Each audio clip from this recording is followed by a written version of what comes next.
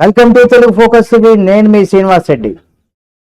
కేంద్ర ప్రభుత్వం కావచ్చు, రాష్ట్ర ప్రభుత్వాలు కావచ్చు, ఒక వస్తువు పైన పన్నుల భారం సామాన్యుల దగ్గర నుండి మధ్యతరగతి కుటుంబీకులు, దిగువ మధ్యతరగతి కుటుంబీకుల నుండి కోటీశ్వరుల వరకు ప్రతి ఒక్కరి దగ్గర నుండి ఏ విధంగా వస్తువుల నుండి భారం పడుతున్నాయి అనేది కూడా ఈ వీడియోలో మీకు తెలియచేస్తాను. ఇందులో ప్రతి ఒక్కరు తెలుసుకోవాలి. దీనిపైన ప్రభుత్వానికి కూడా కనువింపు చేసే విధంగా కూడా ప్రతి ఒక్కరు తెలుసుకొని ప్రభుత్వం ఎక్కడైనా దీని విషయంలో అంటే పన్ను విషయంలో కూడా ఒక రకంగా తెలుసుకొని ప్రజలకు మేలు చేసే విధంగా కూడా బడ్జెట్లో కూడా దీన్ని కేటాయించాల్సినటువంటి అవసరం ఉంది. ఆదాయపు పన్ను అంటే ఇన్కమ్ ట్యాక్స్. మొదట మనం డబ్బు సంపాదించినప్పుడు దానిపైన ఆదాయ పన్ను చెల్లిస్తాం. 100% మనం సంపాదించిన దానికి మనం ట్యాక్స్ అయితే పే చేస్తాం. అలాగే ఇప్పుడు మనకు ఇన్కమ్ బాగా ఉంది, మనం నెక్స్ట్ ఏం చేస్తాం, ఏ కారు బైకో ఏదో ఒకటి కొంటుంటాం. అంటే వాహనం కొనుగోలు పైన కూడా మనం చేస్తాం. వచ్చినటువంటి ఆదాయంతో మనం కారు కొంటాం, దానిపైన జిఎస్టీని కూడా చెల్లిస్తాం. దాంతో పాటుగా ప్రభుత్వం రోడ్డు పన్ను అంటే రోడ్ ట్యాక్స్ను కూడా మన దగ్గర నుంచి తీసుకుంటుంది. అంటే రోడ్డు అభివృద్ధి సెస్ అనమాట. అంటే రోడ్ డెవలప్మెంట్ సెస్ కింద కూడా మన దగ్గరే వసూలు చేస్తుంది.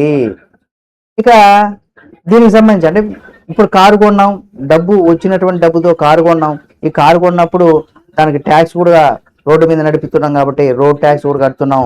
ఇక దీనికి సంబంధించి ఆయిల్ అంటే కారుకు ఇన్సూరెన్స్ చేయిస్తాం, దానిపైన జిఎస్టీ కడతాం.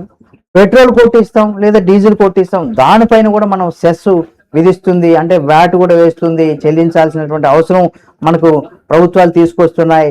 ఆ తర్వాత టోల్ ట్యాక్స్. చివరిగా ఒక వాహనాన్ని రోడ్డుపైన నడిపేందుకు టోల్ ట్యాక్స్ పేరుతో కూడా ప్రభుత్వం డబ్బు వసూలు చేస్తుంది. అంటే ద్రవ్యోల్బణం పైన కూడా జిఎస్టీ చేస్తుంది ఇక్కడ. అలాగే వస్తువుల ధరలు పెరిగినప్పుడు ఆ పెరుగుదల పైన కూడా ప్రభుత్వం జిఎస్టీని వసూలు చేస్తుంది. అనేకమైనటువంటి వసూళ్లతో మన డబ్బుతోనే మన ప్రభుత్వాలు మనకి భారాన్ని విధిస్తున్నాయి. ప్రభుత్వాలు మన డబ్బుతోనే నడుస్తాయి, కానీ మన మీదనే మళ్ళీ భారాన్ని వేస్తున్నాయి అనేసి కూడా మనం చెప్పుకోవచ్చు. ఉదాహరణకు 100 రూపాయల వస్తువు 150 రూపాయలు అయితే పెరిగినప్పుడు అంటే 50 రూపాయల మీద పెరిగినప్పుడు దానికి 18% జిఎస్టీ పడుతుంది. ఇలా అన్ని రకాల పన్నుల భారంతో సామాన్యుడు ప్రజలు యొక్క రక్తాన్ని కూడా పీల్చేస్తున్నారు. రాష్ట్ర కేంద్ర ప్రభుత్వాలు ఆర్థిక శాస్త్రంలో అవగాహన లేకుండా బడ్జెట్ని అయితే ఇక్కడ రూపొందిస్తుంది. ఇలాగే ఉంటుంది 100%.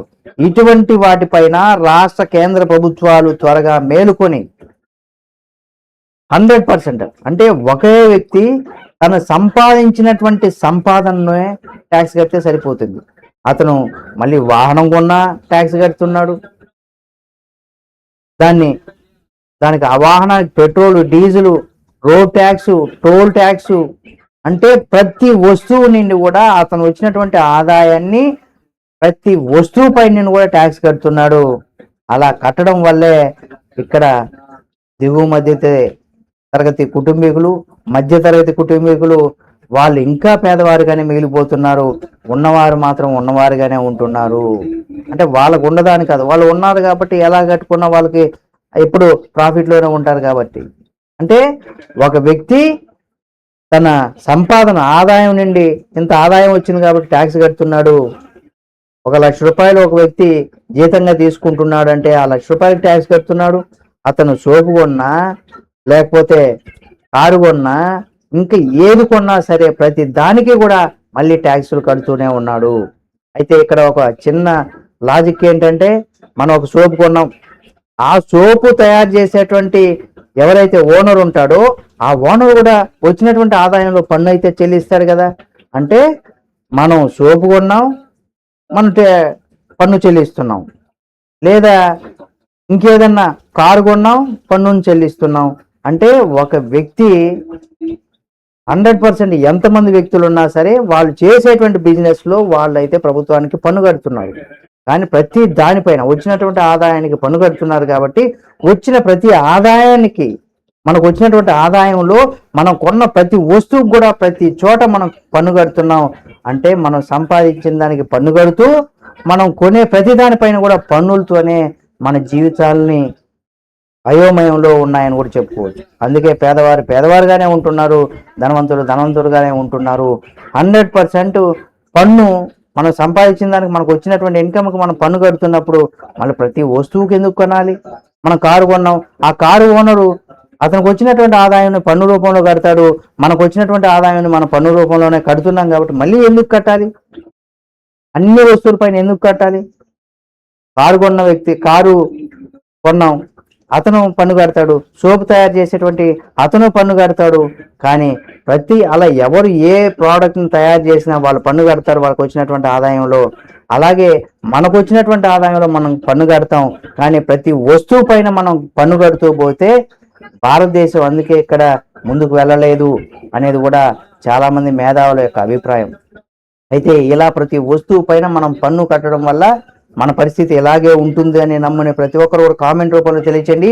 ఈ విలువైనటువంటి సమాచారాన్ని మన బంధుమిత్రులకు షేర్ చేయండి. ప్రభుత్వాల్లో మార్పు వచ్చి ఈ జిఎస్టీ లేదా పన్ను విధానాల్లో కూడా కొత్త చట్టాలను తీసుకొచ్చి ప్రజల భారం తగ్గించాలని కూడా మనం కోరుకుందాం. ఇలాంటి మరిన్ని అప్డేట్స్ మీ ముందుకు తీసుకొస్తుంది తెలుగు ఫోకస్ టీవీ ఛానల్. కాబట్టి సబ్స్క్రైబ్ చేసుకొని పక్కనే ఉన్న బెల్ బటన్ ఒకటి మాత్రం మర్చిపోకండి.